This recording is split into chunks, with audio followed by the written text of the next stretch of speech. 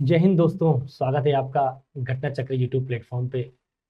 दोस्तों, जैसा कि लास्ट लेक्चर में मैंने आपको प्रेपोजिशन से संबंधित कुछ बहुत ही महत्वपूर्ण बातें आपके साथ शेयर किया था और हमने ये दिखाने का प्रयास किया कि जो प्रेपोजिशन है उसकी डेफिनेशन क्या है, दूसरा उसका फंक्शन क्या है, सेंटेंस में कैसे वो काम करता है, प्रीपोजिशन में कहाँ कहाँ आप जाके क्या क्या कर सकते हैं। इन सारी बातों को मैंने एक कवर अप करने का प्रयास किया था। एक एग्जाम्पल लास्ट टर्न पे हमने दिया था, उसको हम अभी सॉल्व भी करेंगे। उसके पहले कुछ बातें और कर लेते हैं। चलिए इसको कर ही लेते हैं, क्यों टालना, क्योंकि टालने के बाद फिर क्या होगा ना, वो भूल जाएगा। सवाल ये था बेटा कि लिखा था कि Ramesh is a favourite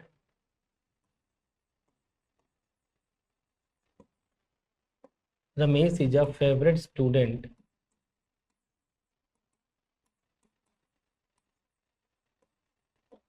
to his teachers. ये लिखा गया कि Ramesh is a favourite student to his teachers. तो अगर आप ध्यान से देखें तो जो ये टू लिखा गया है, टू एक प्रेपोजिशन है, बोली हाँ। इस प्रेपोजिशन का ये अपना नाउन है, बोली हाँ। आपको पता है कि प्रीपोजिशन की खुशी किससे होती है डियर? प्रेपोजिशन की खुशी उसके अपने नाउन या प्रोनाउन से होती है। ये नाउन प्रोनाउन किस केस में होता है? ऑब्जेक्टिव केस में। प्रेपोजिशन की अपनी जो खुशी होती है वो किससे होती है? नाउन या प्रोनाउन से होती है। वो नाउन प्रोनाउन उस प्रेपोजिशन के बाद ऑब्जेक्टिव केस में लिखे जाएंगे। तो ये प्रेपोजिशन है, ये उसका अपना नाउन प्रोनाउन है जो ऑब्जेक्टिव केस में लिखा गया है। बोलिए हाँ। ठीक। अच्छा, ये हिज क्या है? ये इस नाउन का अपना एडजेक्टिव है जिसको डिटर्मिनर आप बोलते हो, अभी एडजेक्टिव बोल दो। ये है। हमने ये कहा था डियर कि प्रीपोजिशन प्लस नाउन प्रोनाउन मिलके क्या बन जाएंगे?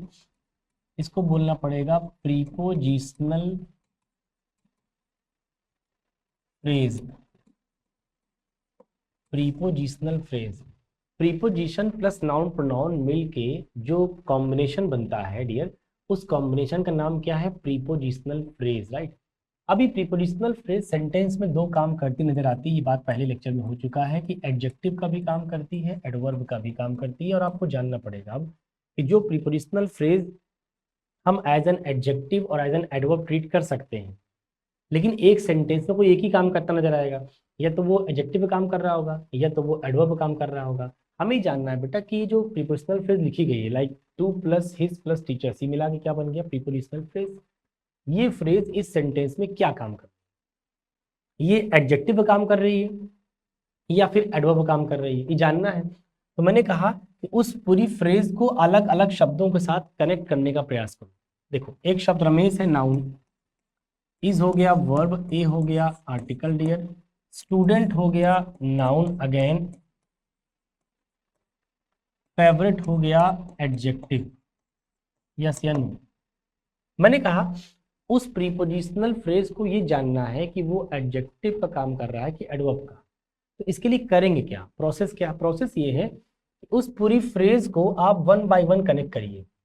अच्छा, इसका मतलब क्या हुआ? टू हिज टीचर्स का मतलब अपने अध्यापकों के लिए। क्या मतलब हुआ? अपने अध्यापकों के लिए। आप जरा सोचो, अपने अध्यापकों के लिए ये क्या था? स्टूडेंट था या फेवरेट था? अपने अध्यापकों के लिए स्टूडेंट है या फेवरेट है? तो आप कहेंगे सर भाई, हर विद्यार्थी अपने अध्यापकों के लिए विद्यार्थी है। लेकिन हम क्या ये बताना चाह रहे होंगे कि ये अपने अध्यापकों के लिए विद्यार्थी है? क्यों बताएंगे? आपको क्यों बताना पड़ेगा कि आप अपने बाप के बेटे हैं? ये कोई मतलब वाली बात है? कोई मतलब वाली बात नहीं है। इसका मतलब है कि विद्यार्थी तो हर ही लड़का है, लेकिन ये लड़का विद्यार्थी से एक कदम आगे है। क्या? फेवरेट विद्यार्थी। मतलब कि हम बताने का ये प्रयास कर रहे होंगे कि अपने अध्यापकों के लिए रमेश स्टूडेंट नहीं है, फेवरेट है। इसका मतलब है कि इस पूरी फ्रेज का किस, कहां से कहां तक, यहां से यहां तक ये पूरी फ्रेज है। इस पूरी फ्रेज का संबंध किससे हो रहा है? इस फेवरेट से। और फेवरेट क्या है? पहले से एडजेक्टिव। और आपको पता है कि अगर किसी को आप एडवर्ब क्लेम कर रहे हो तो फिर ये क्या कर रहा होगा? किसी वर्ब को क्वालिफाई कर रहा होगा, किसी एडजेक्टिव को कर रहा होगा, या फिर किसी अनदर एडवर्ब को कर रहा। बोलिए हाँ। एक एडवर्ब मेनली 3 लोगों को क्वालिफाई करता है, एक वर्ब को करता है, दूसरे एडजेक्टिव को करता है, तीसरा अनदर एडवर्ब को करता है। हम ये जानते रहेंगे। देखिए पूरी की पूरी फ्रेज किसके साथ कनेक्ट हो रही है, एडजेक्टिव के साथ कनेक्ट हो रही है, इसके बारे में बता रही है। तो एडजेक्टिव से कनेक्ट होने का मतलब है कि फिर ये क्या काम कर रहा होगा, एडवर्ब का। इसका मतलब ये पूरी फ्रेज क्या काम कर रही है, एडवर्ब की। ये पूरी फ्रेज क्या काम कर रही है, एडवर्ब का काम कर रही है। अच्छा जब ये बात फॉर्म में आ जाए कि हाँ सर ये एडवर्ब काम कर रही है, अब ये बताना है कि सेंटेंस सही है या गलत। अभी तक डिसाइड नहीं हो पाया सेंटेंस सही है या गलत। अभी आपने सिर्फ इतना समझा है कि इसमें ये प्रीपोजिशन है, ये उसका अपना एडजेक्टिव डिटर्मिनर है, ये उसका अपना नाउन है, मिला के प्रीपोजिशनल फ्रेज बन गया, ये प्रीपोजिशनल फ्रेज एडवर्ब काम कर रहा है, सब समझ गए आप। एरर कहाँ है ये जानने के लिए छोटी सी बात। एक बात बताओ, जैसे कोई अगर एडजेक्टिव है, इंग्लिश में 2 ही क्वालिफायर है, क्वालिफायर। अगर हम क्वालिफायर की श्रेणी में किसी को रखेंगे इंग्लिश में, 2 लोगों को, एक को एडजेक्टिव बोलते हैं और एक को एडवर्ब बोलते हैं। केवल 2 लोगों को हम क्वालिफायर की कैटेगरी में रख सकते हैं, एक एडजेक्टिव और एक एडवर्ब। याद रखो, एडजेक्टिव जिसको क्वालिफाई करेगा उसका नाम है नाउन प्रोनाउन, और एडवर्ब जिसको क्वालिफाई करेगा उसका नाम है किसी वर्ब को क्वालिफाई करना, किसी एडजेक्टिव को क्वालिफाई करना, और अनदर एडवर्ब को क्वालिफाई करना। बोलिए हाँ मैं ये कह रहा हूँ, आखिर क्वालिफायर जितने भी होते हैं, मतलब एडजेक्टिव और एडवर्ब, ये किसके बगल अगल आएंगे, जिसको क्वालिफाई करेंगे उसी के अगल बगल आएंगे या उससे दूर आएंगे। तो आप कहेंगे सर जिसको क्वालिफाई करेंगे उसी के बगल में रहेंगे। इसका मतलब है कि ये जो एडवर्ब है, अगर ये वर्ब को, एडजेक्टिव को, एडवर्ब को क्वालिफाई कर रहा है तो उसी के बगल में रहेगा। वैसे ही अगर एडजेक्टिव किसी नाउन या प्रोनाउन क्वालिफाई कर रहा है तो नाउन प्रोनाउन के बगल में रहेगा। मतलब ये कॉमन सेंस की बात है यहाँ आ जाओ, ये अगर एडवर्ब है तो ये किसका एडवर्ब है, इसी एडजेक्टिव का। ये जो एडवर्ब है, पूरी फ्रेज क्या काम कर रही है, एडवर्ब का। इस एडवर्ब के अंदर ये प्रीपोजिशन है, ये एडजेक्टिव है, ये नाउन है। तो ये पूरी फ्रेज एडवर्ब का काम कर रही है किसके लिए, इस एडजेक्टिव के लिए। तो तुमको खुद नहीं लग रहा है कि ये एडवर्ब इसी के अगल बगल होना चाहिए, लेकिन ये एडवर्ब किसके बगल बैठा है, नाउन के बगल बैठा है। हमको पता है कि एडवर्ब नाउन को क्वालिफाई नहीं करता, एडवर्ब एडजेक्टिव वर्ब या अनदर एडवर्ब क्वालिफाई करता है, और जिसको करेगा क्वालिफाई उसी के आजू बाजू में रहेगा। अगर उसी के आजू बाजू में रहेगा तो आजू बाजू में होना भी चाहिए ना मेरे भाई, है नहीं, गड़बड़ हो गया, इसलिए सेंटेंस गलत है। मेरी बात को बहुत गंभीरता से लीजिएगा, मैं क्या बोल रहा हूँ। I am repeating my statement. मैंने ये कहा रही है, ये सेंटेंस रॉन्ग क्यों है पहले वो जानिए। आखिर कोई सेंटेंस जब तक ये नहीं जानेंगे गलत है, यकीन मानिए, ट्रस्ट मी, बिलीव मी, आप ये नहीं जान पाएंगे कि सही क्या होगा। क्योंकि जब तक आप ये नहीं जानेंगे कि इस सिस्टम से हम ईश्वर की प्राप्ति नहीं कर पाएंगे, तब तक आप ईश्वर को प्राप्त कर भी नहीं पाएंगे। जब जान जाओगे कि ये वो तरीका ही नहीं है ईश्वर को प्राप्त करने का, जब तक उसको बदलेंगे नहीं ईश्वर प्राप्त होगा नहीं, तो ऑटोमेटिकली आप पाथ बदल देंगे। मीरा को देखकर लोगों को लगा कि कृष्ण को पाना बड़ा आसान है। क्या किया उन्होंने, उन्होंने क्या किया कि मूर्ति पूजा कृष्ण की स्टार्ट किया। मीरा की अपनी श्रद्धा थी मूर्ति पे कृष्ण के प्रति, और कृष्ण ने उनको दर्शन दे दिया। तो पूरे गांव वालों को लगा बहुत सही गुरु, ईश्वर को प्राप्त करने का सबसे सस्ता तरीका आ गया कि कृष्ण की मूर्ति उठाओ, पूजा करो, एक दिन कृष्ण ऑटोमेटिक आपको दर्शन दे देंगे। मेरे भाई, उस दिन से आज तक इस धरती पर लाखों करोड़ों लोग कृष्ण की मूर्ति बनाकर अपने घर में पूजा कर रहे हैं। आप भी और मैं भी ये बात जानते हैं, आज तक किसी को नहीं मिला, वरना किसी को मिला बता दीजिएगा। वजह वही है, लोगों ने मीरा के कृष्ण की मूर्ति का तो कॉपी कर लिया कि चलो ठीक है मूर्ति की पूजा करेंगे तो हमको रिजल्ट मिल जाएगा, कृष्ण से हमारी मुलाकात हो जाएगी। आप कृष्ण की मूर्ति को तो कॉपी कर सकते हैं लेकिन ये बात बताइए, क्या मीरा की श्रद्धा को कॉपी कर पाएंगे? नहीं। वो श्रद्धा तो उसके अंदर है, एब्स्ट्रैक्ट फॉर्म में है। किस तरीके से वो कृष्ण को चाहती है, कृष्ण के बारे में सोचती है, इसके बारे में कल्पना कर पाना भी असंभव है। तो मैं वही कह रहा हूं, आप जिस डेडिकेशन के साथ चीजों को सीख रहे होंगे वो आपकी खुद की अपने अंदर है, वो किसी को दिखाने की जरूरत नहीं है। तो चीजों को बहुत जब तक आप गहराई में नहीं समझेंगे, बहुत आप हल्के हल्के में समझना चाहते हैं तो इंग्लिश कभी सीख नहीं पाएंगे। इंग्लिश ऐसी है ही नहीं। इंग्लिश बहुत मज़ेदार है, बहुत आसान है, लेकिन उनके लिए जो वास्तव में डेडिकेट होकर पढ़ना चाहते हैं। तो मेरी क्लास मैं डे वन से बोल रहा हूँ बेटा कि आपने इंग्लिश इसके पहले कहाँ पढ़ी है, किन से पढ़ी है, I don't want to know, neither I know. ना मैं जानता हूँ ना मैं जानना चाहता हूँ। बस मैं इतना कह रहा हूँ कि आप मेरी क्लास के एक एक लेक्चर को पूरी की पूरी सिंसियरिटी के साथ सुनिए, समझिए, अप्लाई करिए। आपको लगे हाँ सर वास्तव में अब मैं इंग्लिश को मैथ्स की तरह डील करने लगा हूँ। I have started dealing with this language like mathematics. At that day you can think that you are on the right track. तब आप ये सोच सकते हैं कि सर आप एकदम सही रास्ते पे। Because English language can be defined at every angle. It is sometimes more logical than mathematics because I am also a student of mathematics. I have completed my BTech. Even after I'm completing my BTech, if I am teaching English language, then you can be sure and you can understand, you can imagine. If I am saying English is more logical than mathematics, then definitely it must be true. It is not true, it must be true. बस क्या है ना कि आपको पहले approach change करना पड़ेगा। Mother Teresa ने कहा था, one said, everybody wants to change the world. हर कोई इस दुनिया को बदलना चाहता है, हर कोई। तुम्हारे घर में जितने लोग होंगे, तुम खुद, मैं खुद, सब लोग की बात नहीं कर रहा हूँ। हर कोई इस दुनिया को बदलना चाहता है। Everybody wants to change this world but nobody wants to change himself. लेकिन कोई अपने आप को बदलना नहीं चाहता। और जब तक आप अपने आप को नहीं बदलेंगे, दुनिया बदलने वाली।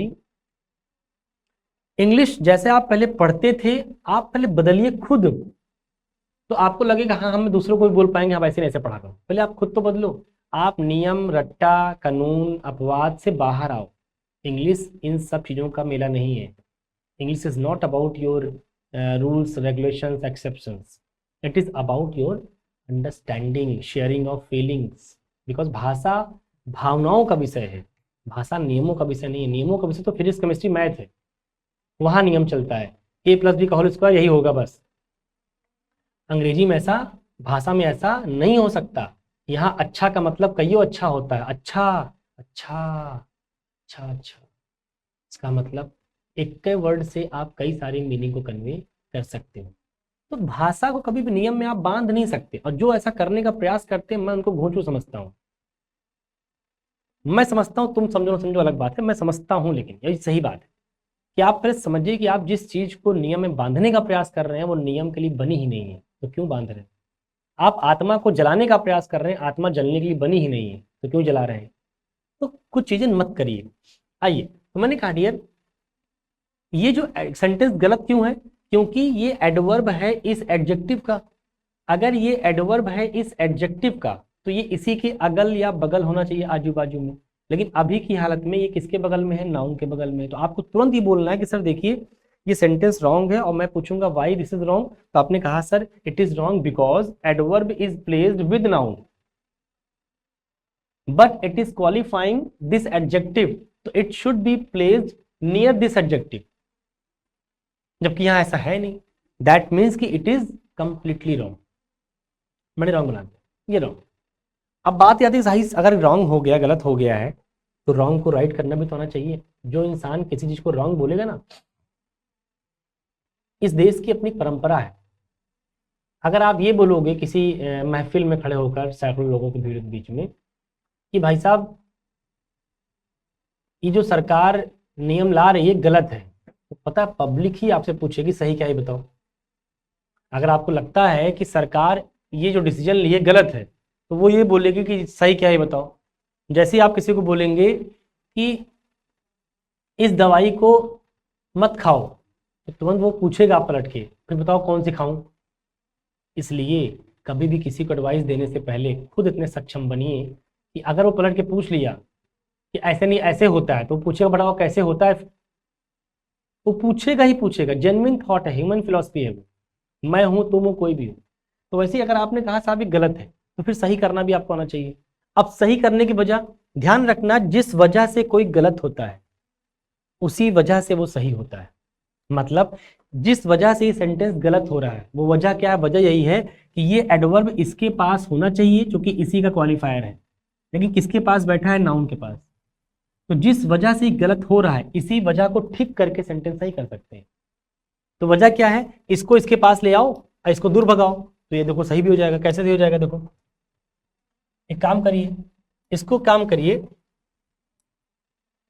हमने इसको सही करने का तरीका ये देखो, आप स्टूडेंट को खुदा दो तो हो गया Ramesh is a student, Ramesh is a student favourite to his teachers.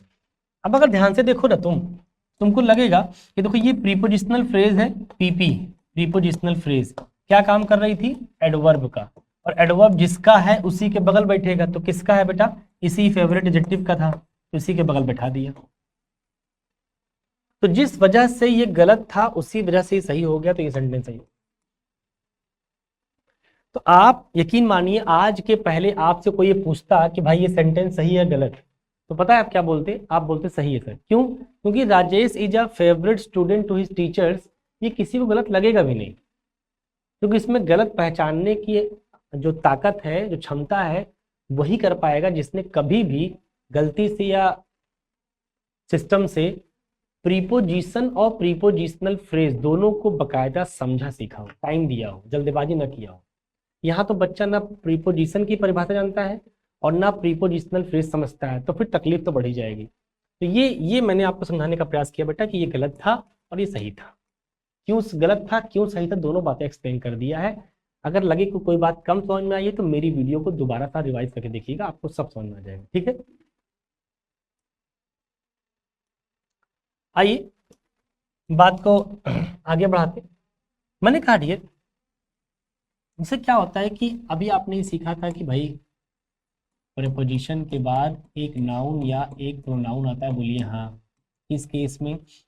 Objective case में। फिर आपने सीखा कि प्रीपोजिशन के बगल इस नाउन के लिए आप कोई एडजेक्टिव भी यूज कर सकते हो, कर लो भैया, लेकिन ध्यान रखना इस स्ट्रक्चर में एडजेक्टिव इस नाउन के लिए आया है, इसका इस प्रीपोजिशन से कोई ताल्लुकात नहीं है, इसका ताल्लुकात अभी भी इसी नाउन से है। फिर आपने कहा कि सर जैसे हमने नाउन के लिए क्वालिफायर एडजेक्टिव लगा दिया, वैसे ही इस एडजेक्टिव के लिए क्वालिफायर एडवर्ब भी लगा सकते हैं, बोलो हाँ। तो देखो इस स्ट्रक्चर में ये एडजेक्टिव इस नाउन के लिए आया है और ये एडवर्ब इस एडजेक्टिव के लिए आया है, और ये प्रीपोजिशन अभी भी इसी नाउन के लिए आया है। ये बातें पुरानी थी जो हमने कर चुके थे।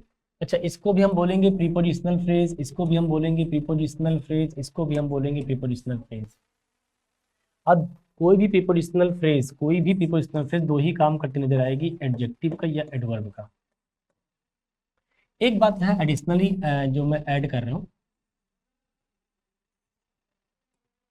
देखिए क्या ऐड कर रहा हूं। याद रखो कि कभी कभी क्या होता है बेटा कि प्रीपोजिशन के बाद हम नाउन प्रोनाउन देना चाहिए, ना दे करके हम वर्ब दे देते हैं। प्रीपोजिशन के बाद हम नाउन प्रोनाउन ना देने के बजाय हम वहां क्या दे दिए? वर्ब दे दिए। हम जब वर्ब दे देते हैं तो प्रीपोजिशन बुरा मानेगा या अच्छा मानेगा? बुरा मानेगा। क्यों बुरा मानेगा? क्योंकि आपको पता है कि प्रीपोजिशन के बाद नाउन प्रोनाउन आता है, नाउन प्रोनाउन को डील करता है, वो नाउन प्रोनाउन के रिलेशन को बताने का काम करता है, न कि वो किसी और अदर पार्ट्स ऑफ स्पीच को डिमांड करता है। प्रीपोजिशन केवल और केवल नाउन प्रोनाउन की पार्ट्स रिलेशन को बताने का काम करेगा। जब ये बात समझ में आ जाए कि हाँ सर प्रीपोजिशन तो केवल नाउन प्रोनाउन के रिलेशन को बताने का काम करता है, तो फिर आपने प्रीपोजिशन के बाद वर्ब कैसे लिखा? तो मैं ये बोल रहा हूँ बेटा कि प्रीपोजिशन के बाद अगर कभी आपको वर्ब आ जाए तो पहले तो आपको ये चुभना चाहिए कि सर ये गलत है, क्योंकि प्रीपोजिशन के बाद वर्ब नहीं आता, नाउन प्रोनाउन आता है। अब साहब गलत हो गया, अब सही करना है। समझना गलत क्या है? गलत यही है कि preposition does not deal with any other parts of speech except noun pronoun. जब तुम जान जाओगे हाँ सर इस डेफिनेशन से ये पता लग गया कि गलत है, बात आई है सही करने की। मैंने कुछ देर पहले कहा था, as I have told you earlier, that जिस वजह से कोई चीज गलत होता है उसी वजह से कोई चीज सही होती है। जिस वजह से कोई चीज़ गलत हो रही है उसी वजह को सही करके हम उस चीज़ को सही कर सकते हैं। हमें सही करने के लिए हमें इसको हटाकर नाउन प्रोनाउन लाना पड़ेगा, then only we can make it correct. तो दो रास्ते हैं, दो रास्ते हैं। एक रास्ता तो ये है कि वर्ब को हटाओ और यहाँ पे कोई दूसरा नाउन या प्रोनाउन लगा लो, यही रास्ता हो गया। एक एक ये भी है बेटा कि इस वर्ब को हटाओ ना, इस वर्ब को नाउन में कन्वर्ट कर लो। सुनना, एक तरीका कि वर्ब हटा के कोई नाउन लगा दो, नया नाउन, और एक तरीका है किसी वर्ब को नाउन बना दो, दोनों में अंतर है। अगर तुम वर्ब हटा के कोई नाउन या प्रोनाउन लगा दोगे तो नो डाउट सेंटेंस तो फ्रेज आपकी सही हो जाएगी। क्यों? क्योंकि प्रीपोजिशन के बाद नाउन आ जाएगा। लेकिन आपको नहीं लगता कि आप मीनिंग चेंज कर देंगे? मतलब कहने वाला यहाँ इस वर्ब से कुछ तो कहना चाह रहा होगा, उसके कुछ भाव होंगे वर्ब कहने के, लेकिन आपने वर्ब हटा दिया पूरा और कोई नाउन लगा दिया नया, तो मीनिंग जो पहले थी अभी भी रहेगी? नहीं रहेगी, बदल जाएगी। याद रखना, we people are not supposed to change the meaning of the sentence while detecting the error. कभी भी एरर फाइंड आउट करते वक्त हमसे ये उम्मीद नहीं की जाती कि हम सेंटेंस की मीनिंग को अल्टर कर देंगे। इसका मतलब है कि इस वाले तरीके के साथ हम नहीं जाएंगे, हम वर्ब को हटाकर नाउन प्रोनाउन नहीं लगाएंगे, हम बल्कि क्या करेंगे, इसी वर्ब को नाउन बनाएंगे। तो याद रखो, वर्ब को नाउन कैसे बनाते हैं? वर्ब को नाउन ऐसे बनाते हैं, जब भी किसी वर्ब को नाउन बनाना पड़े तो उस वर्ब के फर्स्ट फॉर्म में आईएनजी फॉर्म लगा दो। क्या लगा दो बेटा? ING form. अब ये क्या हो गया? नाउन हो गया। पहले क्या था? वर्ब था। अब तुमको पता है कि प्रेपोजिशन को वर्ब नहीं चाहिए, प्रेपोजिशन को नाउन चाहिए, तो वर्ब की आईएनजी फॉर्म जो होती है वही क्या काम करती है? नाउन का। तो जैसे ही आईएनजी फॉर्म में लिखोगे तो ये ऑटोमेटिक क्या बन गया? नाउन। और प्रेपोजिशन को नाउन तो ही तो चाहिए होता है। चलो अब सही हो गया। अब यहाँ से कौन से समझ में आया कि प्रेपोजिशन के बाद अगर कभी कोई वर्ब आई तो सेंटेंस इज रॉन्ग, अगर वो वर्ब आईएनजी फॉर्म में नहीं लिखी है तो। क्योंकि वर्ब के आने के बाद सेंटेंस सही हो सकता है लाइक दिस, लेकिन अगर वो आईएनजी फॉर्म में लिखी सही है और आईएनजी फॉर्म नहीं लिखी तो गलत है। क्योंकि वर्ब की आईएनजी फॉर्म सेंटेंस में नाउन का काम करती है। वर्ब की आईएनजी फॉर्म सेंटेंस में नाउन का काम करती है। इस पे जरा दो तीन एग्जांपल देखो तो तुमको बात समझ में आएगी मैं कहना क्या चाह रहा हूं।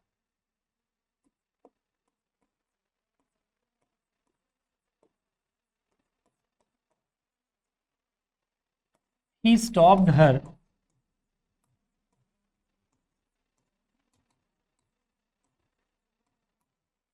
from drink wine. From drink wine. फिर मैंने कहा he is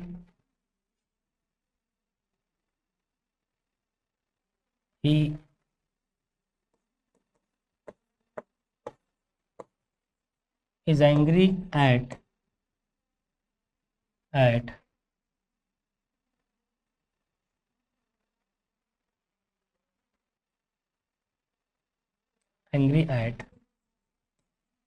go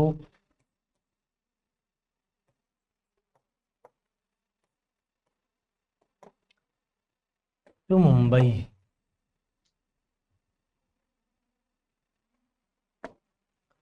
फिर मैंने कहा बेटा आपके लिए कि he is fed up with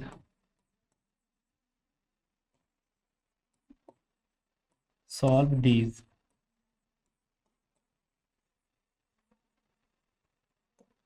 problems. ये लिख, he stopped her from drink wine, he is angry at go to Mumbai and he is fed up with solve these problems. Now we have to find out the error in these sentences. हमें इन sentences में error find out करना है। जैसा कि कुछ देर पहले मैंने बताया बेटा आपको कि जो prepositions होते हैं, prepositions जो भी होंगे इनके बाद आता है नाउन या प्रोनाउन। बोलो हाँ। लेकिन अगर कभी प्रेपोजिशन के बाद नाउन प्रोनाउन ना आ करके वहां पे कोई वर्ब आ जाए तो ध्यान रखना है वर्ब को तो एक्सेप्ट नहीं करेगा प्रिपोजिशन, तो इसको क्या करोगे, कन्वर्ट करोगे आईएनजी फॉर्म में। तो जैसे ही आईएनजी फॉर्म में कन्वर्ट हो जाएगा तो ये क्या बन चुका होगा, नाउन। तो देखो जरा, ये है प्रेपोजिशन, बोलिए हाँ, और ये है उसका वर्ब। तो क्या प्रेपोजिशन के बाद वर्ब को एडजस्ट करा पाएंगे? ड्रिंक एक वर्ब है, जान पाए? आपको सिखाया था बेटा वर्ब क्या होता है, वर्ब होता है डूइंग, हैपनिंग और बीइंग। कोई काम करना जो आप करते हो, आना जाना खेलना कूदना खाना पीना खाना मारना पीटना, सब क्या है, वर्ब है, एक्शन है, डूइंग है। जो काम आप करते हैं वो डूइंग है, एक्शन वर्ब है। जो काम ऑटोमेटिक होता है, जिसमें हमारा कोई दोष नहीं होता, ऑटोमेटिक होता है, वो होती है हैपनिंग वर्ब। और जो जो काम ना हम करते हैं ना होता है, वो स्टेट शो करती है। तो क्या शो करती है, स्टेट शो करती है। तो अगर वो स्टेट शो करती है उसको बोलते हैं स्टेटिव वर्ब। हमको पता है ड्रिंक एक एक्शन वर्ब है, क्योंकि जब तक आप पानी पिएंगे नहीं, दारू पिएंगे नहीं, दारू ऑटोमेटिक उड़ के आपके दिमाग में मुंह में नहीं चली जाएगी। तो जरा समझिएगा, तो प्रीपोजिशन के बाद ये वर्ब आई है। हमको पता है कि प्रीपोजिशन के बाद वर्ब नहीं आती, वर्ब को आईएनजी फॉर्म में लिखना पड़ेगा, तब जाके क्या बन पाएगा, नाउन बन पाएगा, सेंटेंस सही हो जाएगा। तो फ्रॉम ड्रिंक की जगह गलत है, इसको लिखना पड़ेगा फ्रॉम ड्रिंकिंग, बोलिए हाँ, फ्रॉम ड्रिंकिंग। मतलब लिखना पड़ेगा ही स्टॉप्ड हर, उस लड़के ने उस लड़की को रोका, किस बात से रोका, फ्रॉम ड्रिंकिंग वाइन, दारू पीने से। उस लड़के ने, ही ने हर को रोका from drinking wine. From drinking क्यों किया, क्योंकि प्रीपोजिशन के बाद नाउन प्रोनाउन आता है, वर्ब नहीं आता। तो वर्ब को आईएनजी फॉर्म में लिखने से नाउन बन जाता है, इससे मीनिंग भी नहीं बदली और प्रीपोजिशन कंडीशन भी मेंटेन रह गई, तो सही हो गया। अच्छा यहाँ he is angry at go to Mumbai, देखो एट एक प्रेपोजिशन है। अगर एट एक प्रेपोजिशन है तो प्रेपोजिशन के बाद जो आता है क्या आता है, अगेन वर्ब की आईएनजी फॉर्म, ताकि नाउन बन जाए। तो गो गलत है, गो को नाउन बनाएंगे, कैसे बनाएंगे नाउन, वर्ब में आईएनजी फॉर्म जोड़कर। तो वर्ब को नाउन कैसे बनाते हैं, by adding ING form. By adding ING form हम वर्ब को क्या बनाते हैं, नाउन बनाते हैं। Next, he is fed up. Fed up का मतलब होता है बेटा ऊब जाना। फेड अप का मतलब होता है ऊब जाना। ही is fed up with solve these problems. तो देखो जरा, सॉल्व, देखो विथ क्या है, प्रेपोजिशन है, बोलो हाँ। प्रेपोजिशन के बाद वर्ब आई है तो उसको कहाँ लिखना पड़ेगा, नाउन बनाकर। वर्ब नाउन कैसे बनेगी, आईएनजी फॉर्म लगाकर, तो हो जाएगा भैया सॉल्विंग। तो ही is fed up with solving these problems, ये लड़का ऊब चुका है सॉल्विंग दीज प्रॉब्लम्स, इन समस्याओं को सॉल्व करते करते, ये लिखा। तो कुल मिला के आपने इन सवालों से ही सीखा कि अगर जिस बच्चे को प्रेपोजिशन की डेफिनेशन तक पता है, डेफिनेशन, यकीन मानिए वो बच्चा ऐसे जितनी भी एरर होती हैं, ऐसे जितने भी एरर होती हैं उनको वो आराम से कर सकता है। लेकिन अगर जो बच्चा प्रेपोजिशन की परिभाषा नहीं जानता कि प्रेपोजिशन के बाद हम नाउन लिखते हैं कि वर्ब लिखते हैं, तो फिर वो डील नहीं कर पाएगा। इसलिए मैं आपसे कह रहा हूँ बेटा कि आप चीज़ों को बहुत ही बेसिक सीखिए और डेफिनेशन पे काम करिए। चलिए आइए अब आगे बढ़ते हैं। मैंने कहा, एक सेंटेंस आपके लिए और लिखता हूँ, एक और एग्जांपल देता हूँ। मैंने कहा he bought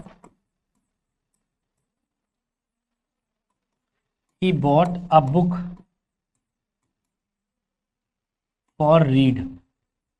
देखो जरा, he bought a book for read, sentence wrong हो गया। क्यों रॉन्ग हो गया बेटा, आप कहेंगे सर देखिए फॉर एक प्रेपोजिशन है, प्रेपोजिशन के बाद वर्ब आई है, जबकि ऐसा होता नहीं है।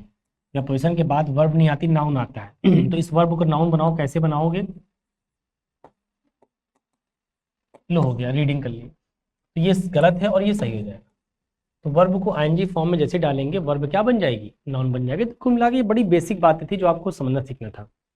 अब एक बड़ी महत्वपूर्ण बात हम आपसे चल रहे हैं करने, एक बहुत ही इंपॉर्टेंट बात हम आपसे चल रहे हैं करने। उम्मीद करता हूं कि आप 5 मिनट मेरी बातों को ध्यान से सुनेंगे। बहुत बहुत ही अच्छी बात है, बहुत शायद कम लोग जानते होंगे, हो सकता है आप भी ना जानते हो सकता है आप जानते भी हो। मैं बहुत ही गारंटी सी बात नहीं बोल सकता कि आप नहीं ही जानते होंगे, भाई बहुत सारे लोग ऐसे होते हैं जो पढ़े होते हैं पहले से। लेकिन मेजॉरिटी नहीं जानती रहती क्या चीज है वो। जैसे मैंने कहा आपसे कि अगर मैं ये कह रहा हूं कि जो ये प्रेपोजिशन है, प्रेपोजिशन के बाद एक नाउन एक प्रोनाउन तो आएगा, किस केस में आएगा? ऑब्जेक्टिव केस में आएगा, यही इसका ऑब्जेक्ट कहलाता है। क्यों भैया? और अगर कोई वर्ब आई तो इसको आईएनजी फॉर्म में कन्वर्ट कर लेंगे ताकि ये क्या बन जाए? ताकि ये नाउन बन जाए। मतलब जैसे मैंने कहा कि he is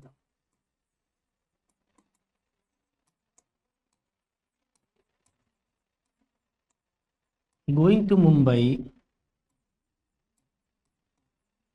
with, he is going to Mumbai with. देखो टू प्रेपोजिशन है, इस प्रेपोजिशन का अपना ये नाउन है, बोलो हाँ। तो ये प्रेपोजिशन का अपना नाउन मिल गया तो ये खुश हो गया होगा। अब ये टू प्रेपोजिशन क्या दुखी रहा होगा? नहीं। क्यों नहीं रहा होगा? क्योंकि उसको जो चाहिए मिल गया। लेकिन मेरे भाई एक बात समझो, जो विथ लिखा है आगे, क्या वो खुश हुआ होगा अभी? नहीं। क्यों नहीं खुश हुआ होगा? क्योंकि ये प्रेपोजिशन तो है भाई, अब इसको खुशी पाने के लिए इसको कंप्लीट करना पड़ेगा। प्रेपोजिशन आते हैं नाउन प्रोनाउन को रिलेशन बताने के लिए, तो जिस नाउन प्रोनाउन का रिलेशन बताएंगे वो नाउन प्रोनाउन होना भी चाहिए। लेकिन आपने तो लिखा ही नहीं, आपने तो लिखा ही नहीं। इसका मतलब है कि ये विथ गलत हो जाएगा, क्योंकि इसके बाद एक नाउन प्रोनाउन यहाँ होना चाहिए, जो कि यहाँ क्वेश्चन मार्क के गायब है। तो साहब ये प्रेपोजिशन यहाँ से ऑटोमेटिक गायब हो जाएगा, सेंटेंस इतना ही सही हो जाएगा, he is going to Mumbai, वो मुंबई जा रहा है। ये अधूरा हो गया। तो इसका मतलब प्रेपोजिशन, इसका मतलब क्या समझे? इसका मतलब तुम ये समझे, अगर तुम समझ पा रहे हो ठीक है, वरना मैं समझा दे रहा हूँ।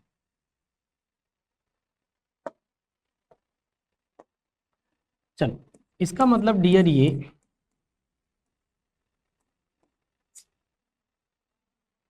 हैंग बहुत करता है यार ये बोर्ड।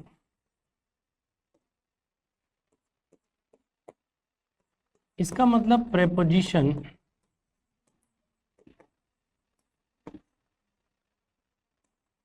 can't be used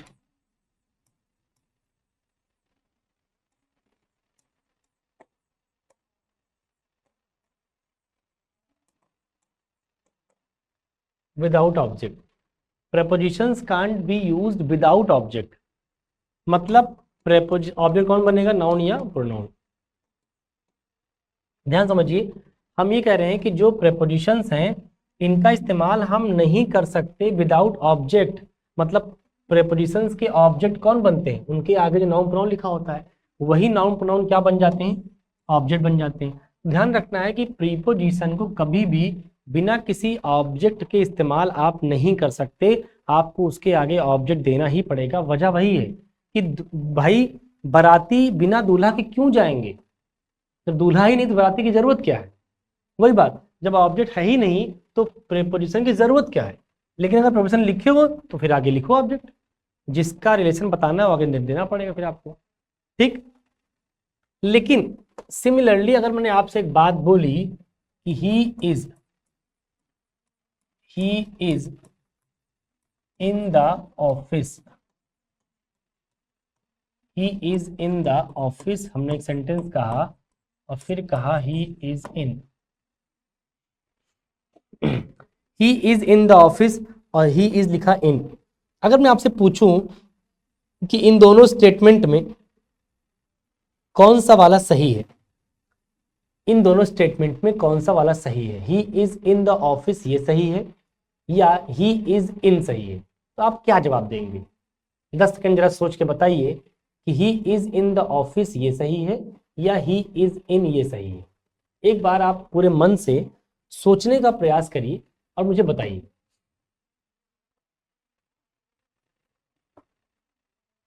चलिए मैं समझाता हूं आपको, मैं आपको समझाता हूं इसका खेल क्या है। आप कहेंगे sir he is in the office करिए क्योंकि इन एक प्रेपोजिशन है और प्रेपोजिशन की खुशी के लिए क्या चाहिए? उसका अपना नाउन, तो ऑफिस उसका अपना नाउन है, बोलो हाँ। इस केस में ऑब्जेक्टिव केस में, तो ये सही हो गया। लेकिन यहाँ पे आपने केवल इन करके छोड़ दिया। अब इन जैसे इसके पहले वाले में मैंने विद करके छोड़ दिया था तो गलत हो गया, तो सही करने के लिए हटाना पड़ा उसको। वैसे यहाँ पर मैंने क्या किया, इन पे सेंटेंस को खत्म कर दिया। तो क्या सेंटेंस अभी सही हो पाएगा? क्या सेंटेंस को हम सही मान पाएंगे? बिल्कुल सही मान पाएंगे बेटा, ये भी सही है और ये भी सही है। सवाल अब यही है कि सर क्या अभी आपने कुछ देर पहले कहा कि preposition can't be used, use की ही नहीं जा सकती, तो फिर आपने बिना ऑब्जेक्ट कैसे यूज कर लिया? या तो फिर वो लाइन गलत है जो पहले लिखाया, या फिर ये बात गलत है। नहीं, ना तो वो लाइन गलत है और ना ये बात गलत है, वो लाइन भी सही है और ये बात भी सही है। फिर एक जो कॉन्ट्रडिक्शन आ रहा है मन में, उसका सोल्यूशन क्या है सुनिए। एक्चुअल में क्या होता है, इन जनरल ऐसी प्रेपोजिशंस जो प्लेस इंडिकेटिंग होती हैं, प्लेस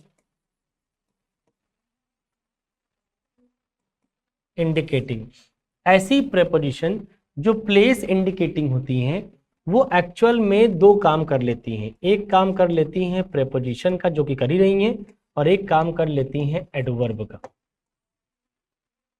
ये दिमाग में आपको रखना है बेटा कि जो प्रेपोजिशन प्लेस डिनोट करती है, for example in, into, near ना, अप, मतलब ऐसे जितने भी आपके पास डाउन, जितने भी एग्जांपल हैं जो प्लेस इंडिकेट करते हैं बेसिकली, तो उनके साथ एक फ्रीडम है, वो प्रीपोजिशन के साथ साथ एडवर्ब का भी काम कर जाती हैं। अब ये बात आपको पच नहीं रहा होगा, मैं पचाता हूँ। मान लो मैं आपके घर गया और आपसे मिला, आप आगे वाले कमरे में थे, खेल कूद रहे थे अपना। मैंने कहा भैया आपके पापा कहाँ हैं, मुझे मिलना है। तो आपने कहा हाँ पापा जाइए मिल लीजिए।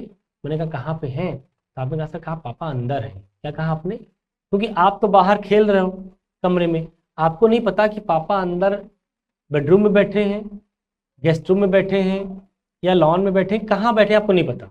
इतना पता पापा अंदर है। तो आपने कहा हाँ सर जाइए मिल लीजिए, पापा अंदर हैं। पापा अंदर है, इतना बताना है। सिर्फ इतने की हिंदी बोलिए अगर मुझे बोलना हो कि वह अंदर है। तो हम यहाँ क्या कर रहे हैं, ये अंदर वर्ड कहाँ का रिप्लाई है कि नहीं? कहाँ का मतलब वेयर, बोलो हाँ। और वेयर रिप्लाई क्या होता है? एडवर्ब ऑफ प्लेस, क्योंकि सिखा चुका हूँ बेटा कि अदर वर्ड में 4 लोग होते हैं, where, how, why, when. Where, why, how, when, ये 4 लोग होते हैं। इन चारों का जो आंसर आता है वो सब के सब का आंसर एडवर्ब आता है। इसका एडवर्ब ऑफ प्लेस होता है, इसका एडवर्ब ऑफ रीजन होता है, इसका एडवर्ब ऑफ मैनर होता है, इसका एडवर्ब ऑफ टाइम होता है। ये कैसे होता है इसके बारे में डिटेल में बात की गई है। ये कैसे होता है इसके बारे में डिटेल में बात की गई है, लास्ट वीडियो में देखिएगा, तो उसमें आपको बताया गया है। तो देखिए मैंने कहा ही इज इन का मतलब कि पापा कहाँ है? अंदर है। तो ये इन क्या काम कर रहा है यहाँ पे? इन ये प्रिपरेशन नहीं बेटा, अब ये एडवर्ब है। तुम बताओ नाउन प्रोनाउन की जरूरत किसको है? जो प्रेपोजिशन है। ये प्रेपोजिशन है क्या? यहाँ क्या काम कर रहा है? एडवर्ब का। कैसे पता एडवर्ब काम कर रहा है? क्योंकि वेयर का रिप्लाई है। अगर ये वेयर का रिप्लाई है तो फिर एडवर्ब बन गया, और किसी एडवर्ब को नाउन या प्रोनाउन की जरूरत नहीं होती। किसी एडवर्ब को नाउन प्रोनाउन की नीड नहीं होती। नीड किसको होती है? प्रेपोजिशन को। देखो ये इन यहाँ प्रेपोजिशन है तो इसको अपना नाउन चाहिए। अच्छा, काम ये भी एडवर्ब कर रहा है। देखो यहां से लेकर यहां तक ये पूरा पार्ट किसका रिप्लाई है? वेयर का। और क्या काम कर रहा है? एडवर्ब ऑफ प्लेस का। इस एडवर्ब के अंदर ये प्रेपोजिशन है, ये आर्टिकल है और ये नाउन। मतलब इन शॉर्ट में ये बोल सकता हूं कि जो काम यहां 3 वर्ड मिलकर कर रहे हैं, 3 वर्ड मिलकर जो काम कर रहे हैं, इन द ऑफिस, ये तीनों वर्ड मिलकर जो काम कर रहे हैं, कौन सा काम? एडवर्ब ऑफ प्लेस का। वही काम इन यहां अकेले कर रहा है, क्योंकि इन भी यहां वेयर रिप्लाई है। ये है वो ऑफिस में है और ये है ये अंदर है, पता नहीं कहां, बट कहां का रिप्लाई है। तो भैया ऐसा नहीं है कि मैंने आपको ये जो बात जो लिखवाई थी कि सेंटेंस गलत है। प्रीपोजिशन अगर कोई है तो बिना ऑब्जेक्ट के वो यूज नहीं हो सकता, इम्पॉसिबल, कल भी नहीं था, आज भी नहीं, आगे भी नहीं। मतलब बिना ऑब्जेक्ट के आप प्रेपोजिशन को इस्तेमाल कर ही नहीं सकते।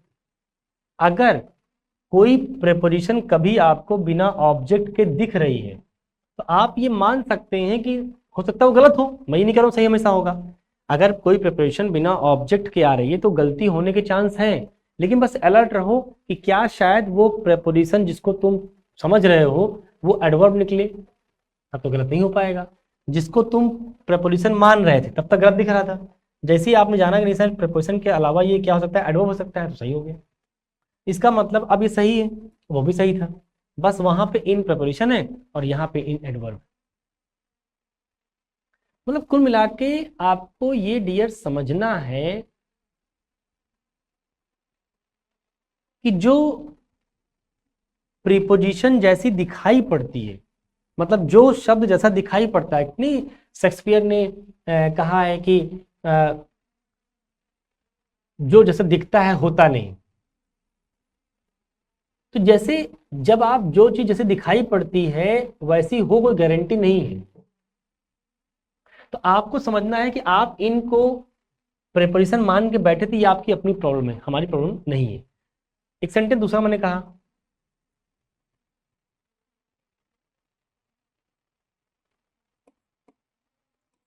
He is near the tree, और फिर हमने एक सेंटेंस कहा ही इज नियर। देखिए लिखा है he is near the tree and he is near. Again वही बात, आपको समझना है कि जो प्रेपोजिशन है, प्रेपोजिशन हमको पता है कि जब भी आएगा तो उसको अपना ऑब्जेक्ट चाहिए होगा, क्योंकि अगर वो आया है तो कॉमन सेंस की बात है, वो आया किस लिए होगा, रिलेशन को बताने के लिए। रिलेशन किसका बताएगा, किसी नाउन या फिर किसी प्रोनाउन का ही। तो जब नाउन प्रोनाउन देना ही नहीं था तो उसको बुलाया क्यों, तो मतलब नहीं था। तो जैसे आपने यहाँ नियर यूज किया तो फिर इसका मतलब है कि ये प्रेपोजिशन है और ये उसकी अपनी खुशी है ट्री नाउन, ये नाउन उसका अपना ऑब्जेक्ट है जिसके लिए वो आ रहा है। तो हमने कहा भाई साहब ये लड़का कहाँ है, आपने कहा साहब पेड़ के पास खड़ा है, इज नियर द ट्री, पेड़ के पास है। लेकिन फिर किसी ने कहा कि साहब जिस लड़के के बारे में मैंने आपसे बात किया था कि इस लड़के का प्रोजेक्ट पास कर दीजिए, बहुत ही संजीदगी से इसने अपना प्रोजेक्ट बनाया है और बढ़िया लड़का है, बहुत ईमानदारी से आपके लिए काम करेगा। तो आपने कहा अच्छा बुलाओ, आज उसका प्रोजेक्ट भी पास कर देते हैं। कहाँ है वो, आपने कहा बस सर पास ही में है। क्या बोला आपने, उन्होंने कहा कहाँ है वो, तो मैंने कहा वो पास में है। अगर वो पास में है तो तुम बताओ वह पास में है। मुझे सिंपल एक सेंटेंस में ये बोलना था। तो आपको नहीं लगता कि जो ये वह पास में है इससे किसी प्लेस को इंडिकेट तो नहीं कर रहे हो आप, लेकिन इतना जरूर इंडिकेट कर रहे हो कोई ना कोई प्लेस रहा होगा। वह पास में, तो किसका रिप्लाई है, ये वेयर का रिप्लाई है। अगर ये वेयर का रिप्लाई है तो वेयर का रिप्लाई क्या होता है डियर, एडवर्ब ऑफ प्लेस, बोला करिए हाँ।